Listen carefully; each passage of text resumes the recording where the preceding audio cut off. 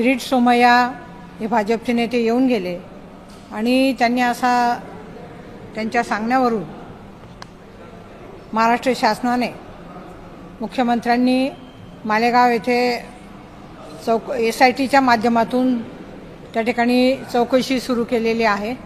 त्यांचं असं म्हणणं आहे की मालेगावमध्ये बांगलादेशी आणि रोहिंगा यांचं प्रमाण त्या ठिकाणी आहे आणि हे जे प्रमाण मालेगावमध्ये आहे त्यांची चौकशी करण्यासाठी ही SIT गठीत करण्यात आलेली आहे।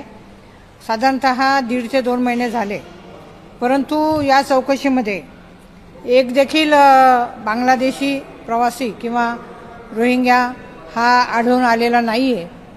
आणि मला या ठिकाणी खेदाने सांगावंसं वाटतं की अल्पसंख्याक समाज त्या ठिकाणी मुस्लिम बांधव साधारणतः 90% मतदार ते आहेत आणि त्यांच्यावरती हा जाणून बुजून अन्याय होतो आहे।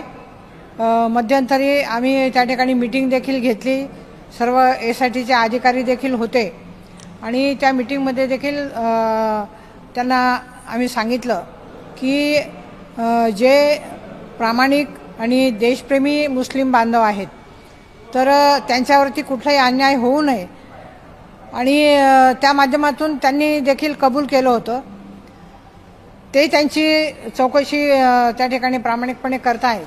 पण तुम्हाला एकच सांगावंसं वाटतं की अशा पद्धतीने एखाद्या समाजाला टार्गेट करून हे भाजपचं जे काही हे षडयंत्र आहे हे तातडीने थांबलं पाहिजे आणि साधारणतः त्यांचे कागदपत्र जे काही तपासले जात आहे त्याच्यात जातीचे दाखले असतील, त्याचप्रमाणे काही आधार कार्ड असतील, त्याचप्रमाणे जन्माचे दाखले असतील, तर त्याच्यामध्ये कुठे स्पेलिंग मिस्टेक असू शकते, तर त्याचा अर्थ असा होत नाही की ते बांगलादेशी आहेत। आणि महाराष्ट्र शासनाने संपूर्णपणे जातीचे दाखले, त्याचप्रमाणे जन्माचे प्रमाणपत्र, जातीचं प्रमाणपत्र आणि आधार कार्ड हे देणं बंद केलेलं आहे।